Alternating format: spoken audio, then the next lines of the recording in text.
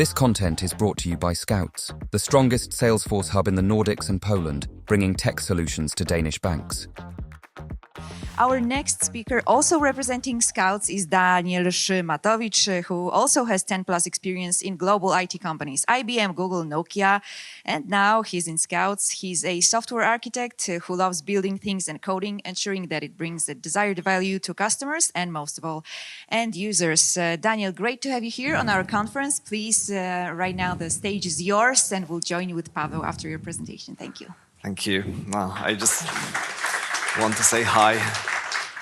This presentation will be technical, but I want to also show you how things work by visualizing things, so it maybe is more approachable to if you are more declarative or if you're not coding, because I'm a coding person. And so let me introduce myself. I've coded for a few companies, and I want to underline that whatever title do I possess, I always code. I try to stay at the ground level, and Salesforce was not my thing initially. I only started that when I joined the BEC. BEC today is a kind of umbrella organization for Scoutz, but at that point when I joined, it was just BEC. And then I didn't even know what Salesforce is. Back then I've been coding only C++, Go, Python, Java, front-end technologies, but never Salesforce. And I will be telling you about Experience Cloud, and we haven't been coding with Experience Cloud much until 2023, last year. And so I want to show you that whatever I present here today, these are new things to us. We didn't know them a lot until last year. Because this year we released an app to our customers. Just want to remind you, I'm part of Scoutz, and our customers are the banks. And so we released our apps to the banks, and I think it's been successful, so I want to share our successful story. And I want you to interrupt me whenever you want. It's okay to ask me questions. I think I always am a short speaker, so whenever I've got time, I take just a half of it, so it's okay to take some time from me. And so we took Experience Cloud and we've built apps. These apps were mobile apps and desktop apps as well. And we used Experience Cloud again. And that app, the purpose of it was that you've got a real estate, a house, and it is being financed by a mortgage loan. So this is how we earn money as the banks. You pay us installments, and we take a share of it. But it is quite often that refinancing a loan may be beneficial to you. For instance, you want to extend the tenure period, or by refinancing a loan based on different financial instruments, you may get lower installments. So it may be a win-win for both the bank and you. Even though we always would like to win against customer.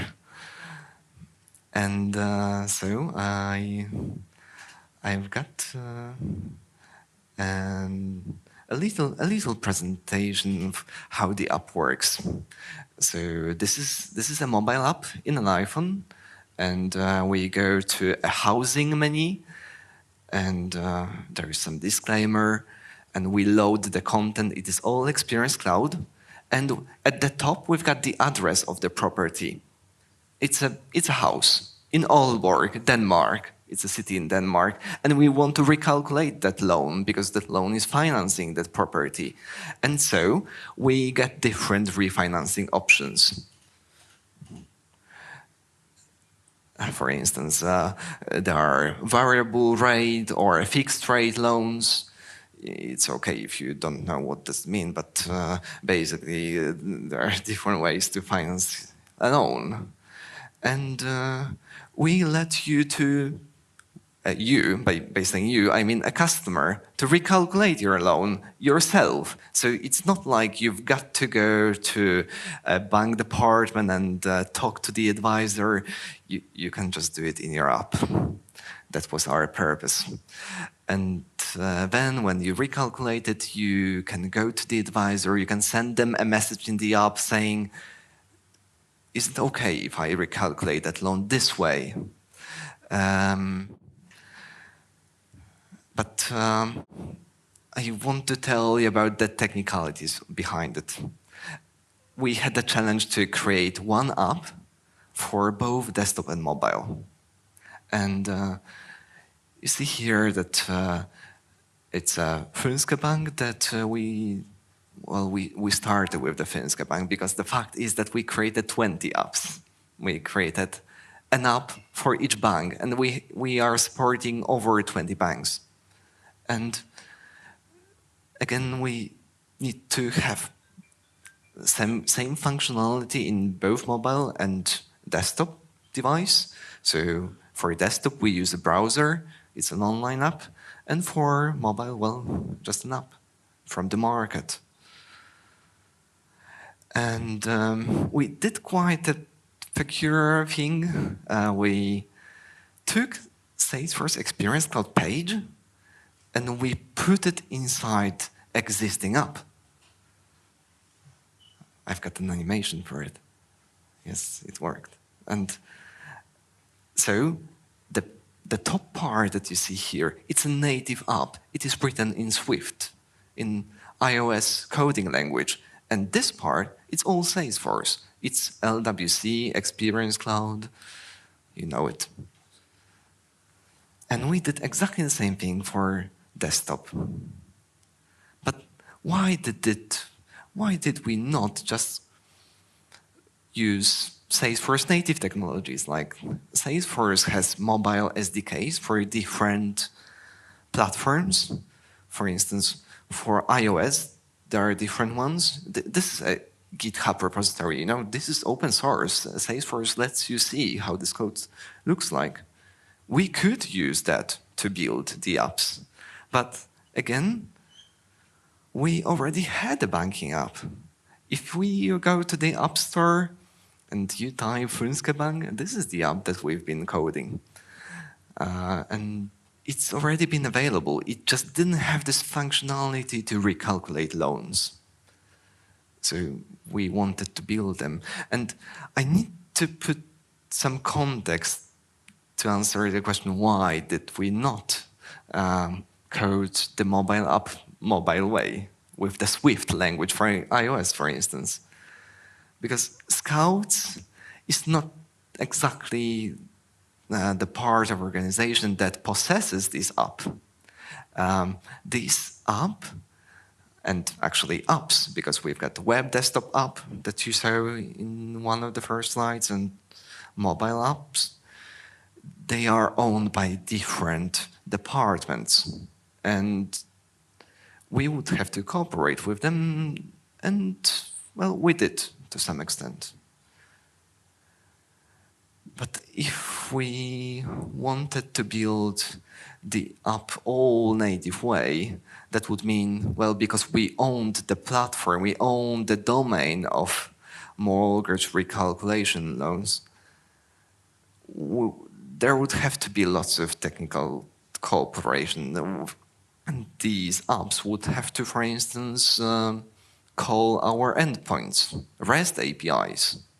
And there will be quite lots of them. I tell you, this mortgage loan recalculation, it's about, I don't know, something around 100 HTTP endpoints. Quite a lot. And if you've got such lots of tight coupling, your development becomes quite complex. There is lots of hands-offs. So, you know, whenever you work with another team and that team needs something from you, and the more and more you've got this cooperation, it just takes more time. So we thought it would be coupled less if we would build an all the stuff, front-end and back-end together, and we would just put it inside existing mobile app. And this way, we would only be coupled by the community URL, because as I will show you just in a second, you just tell iPhone like, show this URL, and it will look like it's a native app, even though it's just a browser. And this way, we also can change all these parts without releasing a new app to the App Store. And we don't need to synchronize our efforts with these teams. You know, Scoutz cooperates with BC, but we don't exactly need to do lots of paperwork against the BC to release something. And this is what we really wanted to achieve, this agile way of working, so we can change things easily. Our goal was high encapsulation, but still we had challenges, and these challenges are whenever you embed something to something else, how do you navigate in this embedded part? And how do you avoid second login screen? If you expose Experience Cloud side, some community, the first thing which you see when you render it, it's a login page. And we don't want to show login page here. We just want the content. The user is not even aware that this part of functionality is Salesforce driven. How do we apply the changes? How do we release them? And that's a part that Bogdan already explained as well. But how do we also customize branding colors? This app is released to multiple banks, and I tell you, all of them have different coloring themes. They want to have different colors, but how do we build just one app and color it different ways based on different banks? And how do we scale it so it fits multiple devices? iPad, iPhone, a different Android device, or desktop. It's been challenging, and I want to explain these challenges in next slides. And but first, I want to tell you how do we even put it inside. Again, the top part that you see, it's not Salesforce, it's native app. How do we put it here? Well, iOS has a library. It's a WebKit. WebKit is like a browser. You just render any address, like going to another page. And so we just take a community URL, Salesforce community. You may recognize it by this address, my.site.com. Probably you have seen it. And you just take WebView component and load it, just like that. And it is rendered. And you know, funny thing is that it's a browser and the user has no idea. And so we've got Salesforce in iOS, and nobody knows except for you. How do we do that in desktop? Our desktop app was Angular-based, so we had to use Angular for embedding, but technology is really old. It's the .com era, actually. You take an iframe and you load something into it. Well, you still have to take care of some security aspects. So whenever you've got some URL that you're injecting, you obviously have to sanitize it, so there are no code injections that could get executed by mistake or by purpose by an attacker. And you just display it this way, just by putting iframe into your DOM tree. And again, I want to tell you about this very particular problem of Salesforce login. Because if we just loaded the app, Experience Cloud app, in iOS app, it would look like that. You would see the login screen. Our users have no idea what username and password they would put here. They don't even know of Salesforce existence. So And we cannot ask user to log in because they are already logged in here. They already, like in Poland, we've got M-Obywatel as a way of login. In Denmark, there's Meet ID, some kind of government-based authentication systems. They are logged in. So how do we avoid that? And Salesforce has a solution to that. It's a front door JSP. It's not exactly Salesforce solution. Salesforce just took it. JSP stands for Java Server Pages. So it's a technology that is 20 years old at least. But what you can do with the front door, you can treat it, you can use it as an entry point to any Salesforce page you want. And you can log in as any user you want. And it may kind of sound unsafe, but it is very safe as long as you don't expose some secure data. So what we do here, we've got an app that has nothing yet. We use some kind of backend. This backend has a certificate and a private key, and it uses that key to sign JSON Web Token. That JSON Web Token is telling Salesforce, like, we want to get access to this community. So we put that community URL as an audience. We put connected app ID as issuer. So that's another requirement. We've got to have connected app. And that connected app has to be associated with that private key. And we have to put username as a subject. And then Salesforce gives us an access token that we can use to enter any site that this user, profile of that user has access to. And then we can assemble such an URL. This URL, just give me a second. I'm looking at how much time they take, so I can maybe show you some coding, just a bit.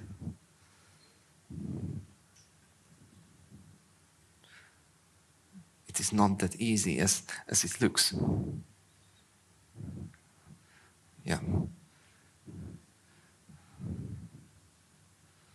Okay, I'm close. Yes.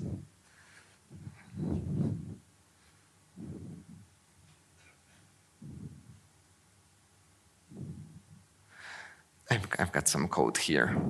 So we've got the connected app ID. This is all Salesforce code, Apex. And we try to assemble a JWT and set an issuer, which is connected app ID, and subject. That subject represents the user on behalf of we want to perform a login.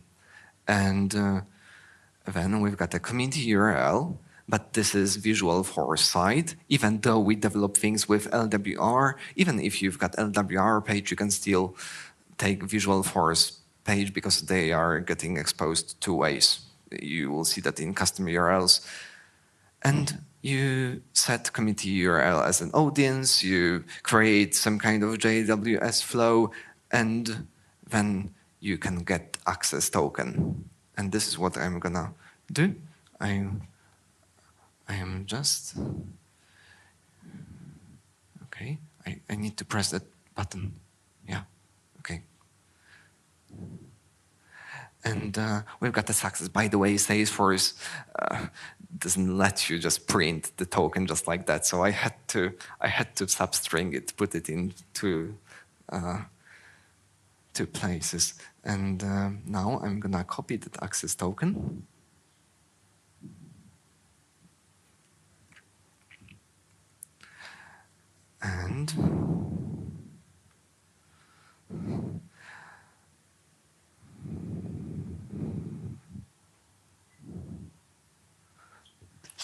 And I'm gonna assemble this URL so I can access that community as this user. And I just copy paste this access token, but again, I've got to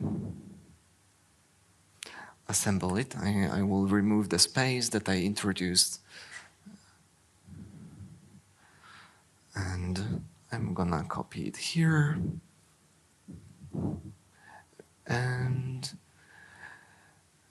and the page we want to redirect to. Okay, I've got it assembled, and I have to copy it now and put it to the browser. My point is that I'm gonna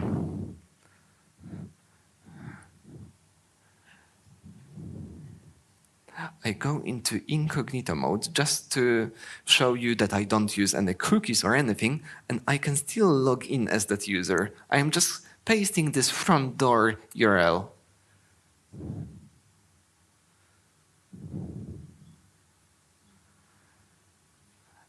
Yeah, well, this is Experience Cloud page. I was testing some different things, but the point is we did enter Experience Cloud page, and we did enter it as this particular user. And this is the way to get into anything on behalf of somebody else. So this is by going back to presentation. I've got the challenge now to go back to my presenting mode.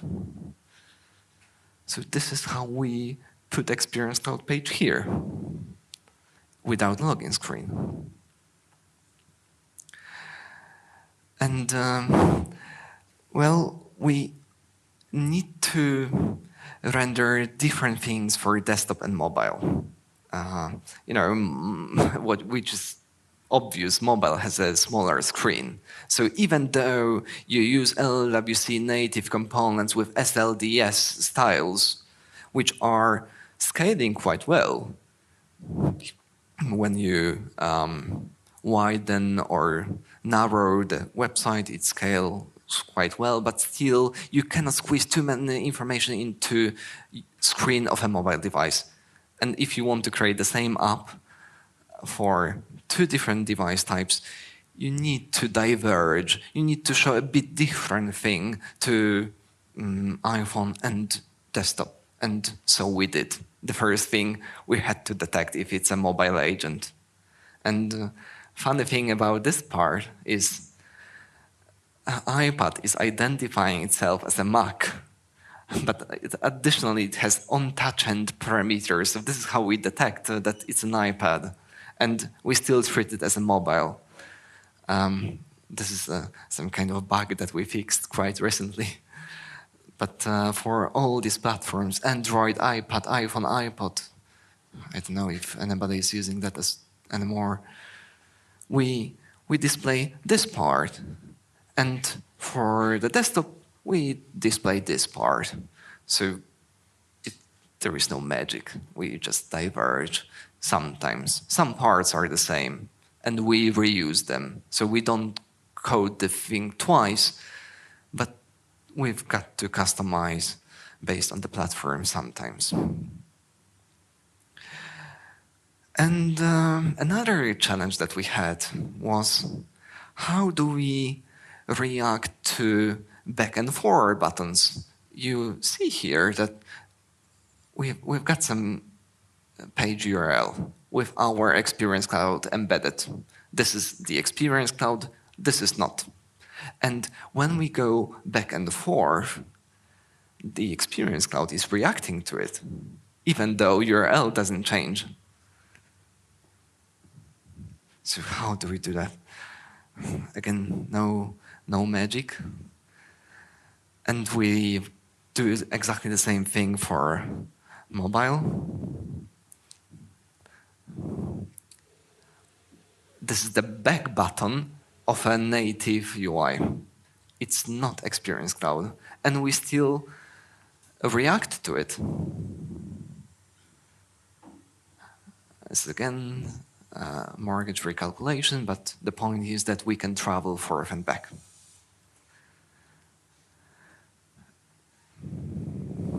And the solution to that is, well, change page URL each time user travels to a new subpage. So we need to modify the URL. And then this back button, both in iOS and desktop web browser, it's for free then. It really works. Just by changing iframe URL, for instance, for the desktop, or, well, in mobile device, we don't have iframe, but we still have Experience Cloud URL. And if we change URL each time user enters new menu, new action, then the back button is going to work. But how do we change URL? Here I try to highlight the part that we change. We introduced an artificial parameter called cpage. It's just our creation. But how do we change this cpage thing? We use certain LWC functionality. You may recognize this library, navigation mixing. You can use that functionality to go to another record page or a lightning page or whatever. But in our case, we use that to reassign current page reference, a reference to the current page. And reference to the current page also has URL parameters, and we can customize them. Here, we put some kind of page parameter. And then, whenever user presses back or forward button in the browser or a mobile app, we get a callback from Salesforce. It's again LWC functionality that you can wire a method to the current page reference changes. So you kind of listen to the page changes, and URL change is a change. And whenever you press next and forward button, you change URL. So this method is called, and then we change the current page name, for instance, that we use for, well, rendering different things. So eventually we react on this parameter, and then we display different things. You can also use LWC routing functionality, LWR actually. It is providing you client-side routing, but today it is not yet released, at least not production ready. Salesforce in a page, they put a disclaimer, use it only for testing functionalities. Another problem. I already told you that we build the same app for 20 different banks, and they all have got different colors, and so we've got to adjust. And whenever user travels through these apps, for instance, you see that these buttons, whenever you hover over them, they change the color, and we've got this color specified. The banks tell us, you have to use this color. And so we wondered, how do we build this page, all these apps, just once, and then customize it in the administration time? Meaning, you go to Salesforce setup and you change it there. And so we build up with DXP styling hooks. This is a feature that is specific to LWR. You cannot use it in Visualforce. And we just override these styles with, well, the styling colors. We abstract them out a bit. As you see here, I put the colors in there. IntelliJ does that for you. I didn't really do that myself. And you can then put all that in head markup of the Experience Cloud page. It's something that you can do at administration time. You build an app, you publish that, and you can do that later. And then these colors are effective. This is the color palette of this particular app, but I made it up. It's not a real bank. And I also mentioned making changes. It's, well, to develop this app, we've been making a release like 50 times during the year. You are never right at the very beginning. You develop an app and you think your design is great, but then users come to it and, well, it's a negative feedback to some extent, and you've got to adjust. And so we want to deploy often. And most of our changes are about LWC components. So Well, with the Experience Cloud, with the LWR applications, whenever you deploy a LWC component to Salesforce, Experience Cloud does not pick it up automatically. You've got to press this Publish button in the setup. You go to Experience Cloud Setup, Digital Experiences, it's called All Sites, Builder, and the Publish button is there. But that kind of implies a human interaction, and we don't want too much human interactions if we can do something automatically. So we thought, let's publish it automatically whenever we make a change, but how? And there is a little bit of coding, I apologize. You cannot do it without the coding. Salesforce lets you call publishing endpoint. It's an HTTP API. So even though you are executing Apex code, you cannot really code it programmatic way. You've got to, well, you can do it programmatic way, but not via Apex method reference. You've got to call HTTP method. So you take a session ID of the current user, you call the post method of the publish endpoint. And obviously you've got to specify which community it is. And you do that by querying it. Each Experience Cloud has a network entry. And so our app is, well, it happens to be called Remortgage. And we also want to narrow it down. We've got test and live versions, so we also narrow it down to the live. And then we take its ID and put it in the HTTP request. And then we are done. We get app published. And we do that as a post-install script. So whenever we release that LWC component, that script is called. It's not exactly automatic. In org-dependent packages, you cannot put post-install scripts because Salesforce then says you cannot execute post-install scripts in unlocked packages, and org-dependent package is unlocked package. So you need to have another kind of external calling procedure, but still we do that when deploying. And the last slide, I want to tell you why did we use LWR over Visualforce. And well, that's a bit more academic explanation, but the real reason was that it seemed more cool at the very beginning, and then we tried to justify that. LWR is newer. Visualforce is not being invested in by Salesforce anymore. So one of the reasons may be that you will have to migrate anyway.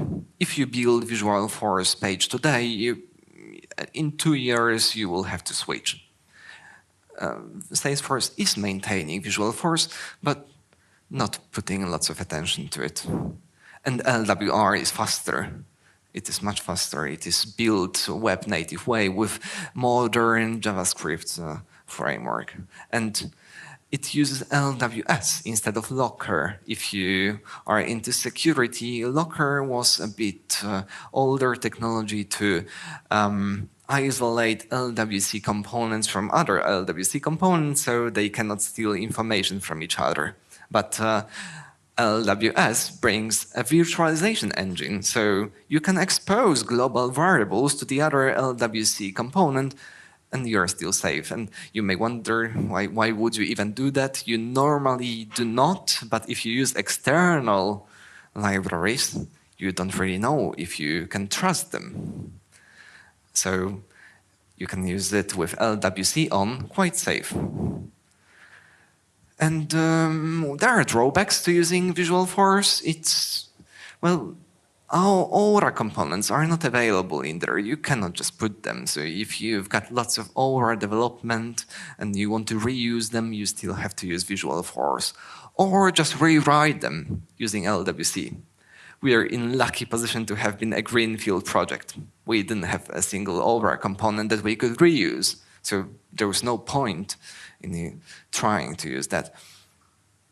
And the last thing that is not happening to be the last bullet point is we used the DXP styling, so we had these branding colors almost for free. I remember the day when we got that requirement, like color all these 20 different apps, different way, and we thought like, yeah, it's gonna take months, but actually it took hours because Salesforce happens to solve it.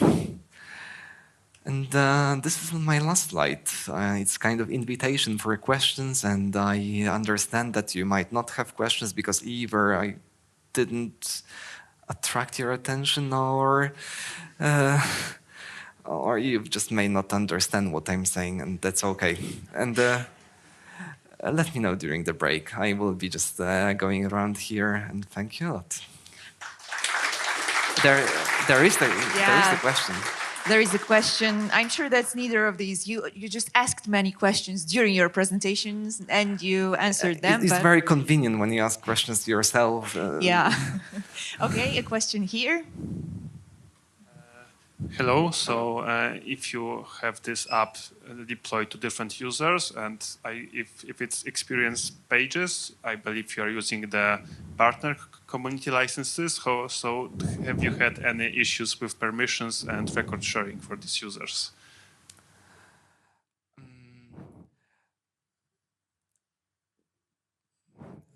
We did not use the partner licenses. We used customer community plus licenses, and we've been deploying these Experience Clouds to different banks, but they all have different orgs, separate orgs. So we were sure that there is no security risk in customer of one bank getting access to the data of another bank. I am not sure if I answer your question. Do I? I phrase it differently. Did you have any issues with making this permission set model for your app more of this? And for example, I'm right now making the guest user experience pages, and we have a lot of issues with users not being able to update records or use the activities, etc. We had our permission model very flattened, meaning that we did not distinguish between different users. So all of them had access to the exactly same functionality. And so basically your case is more complex, ours was simpler. Thanks. Okay, another question. Thank you for your presentation. And my question is, so I assume that all the banks you cooperate with have their own IT systems, which also calculate the data you provide in your app. So why did you use Salesforce as a middleman? So what is an added value of using Salesforce? And that's a very good question. We've been asking that ourselves. And which does not suggest that we made a mistake. We thought that because the backend process, meaning the backend office, the advisors, the bank employees, not the customers, the bank employees, they leverage the Salesforce platform. Or whenever customer makes a loan calculation, it ends up as a lead or opportunity in Salesforce. And because it is both Salesforce, we thought, let's bring it together. Let's expose the customer part as Experience Cloud and that advisor part, meaning the bank employee part, also in Salesforce. So it actually underneath, we've got a bit of interaction between these, and it was very handy. We ended up with much higher encapsulation than when compared with mobile native solution. We would have to expose lots of REST APIs. There is a question in the back. Yeah. I didn't expect that many. Yeah, I wanted to ask about using this solution cross-platform, cross-operating system. Have you encountered any problems when it comes to, for example, in comparison, Android versus iOS? Does it work the same, or are there any differences, any challenges with regards to that? Both Android and iOS use the same very, very, very similar web browser engine. So you've heard about Chromium, and WebKit is kind of a fork of it. So the same HTML and JavaScript standards are supported. But there were huge challenges. We really had huge challenge on how to put Experience Cloud page in the mobile, because you've got to communicate with the native part anyway. And to do that, you've got to call some global variables like WebKit global components. And with LWS, the security system, we didn't have direct access to it. So we have to create some kind of outer layer that would listen to DOM events that we emit as a communication method. It's a very complex problem. In short answer, yes, we had huge problems, and I don't believe I can answer that right away. But let's have a discussion afterwards. I'm gonna explain it all. Do we have any questions? Yeah, we do. Okay. See, lots of questions. Thank you very much for your show, I would say, because it was very interesting. My question is, I just thought about, you have two parts of your application, let's say the mobile and the desktop. So for example, if you're working on the mobile, you're in the middle of some operation and you decided to switch to the desktop stuff. Will you have some kind of state management? So just to continue the procedure, this is the question. Thank you. Very good question again, and the short answer is no, you cannot transfer the state between the devices. You will end up with the same starting point. But again, we don't have that much of a state. Yeah, it's a quite simple app. You've got the property, you've got loans, let's recalculate them. And the only state is eventually the fact that you share your calculation with an advisor. And that's something that is being kept in the browser, in the state. Well, we just keep it in Salesforce. And so when you make a calculation, it's going to be visible in the other device right away. But only to some certain level. If you go to one menu and travel through the menus, you will not be able to transfer that exact travel experience to the other device. So we do have some state, but it's very limited. And I think that's one of the most challenging parts. So you're hitting very weak point of ours. Do we have any other questions?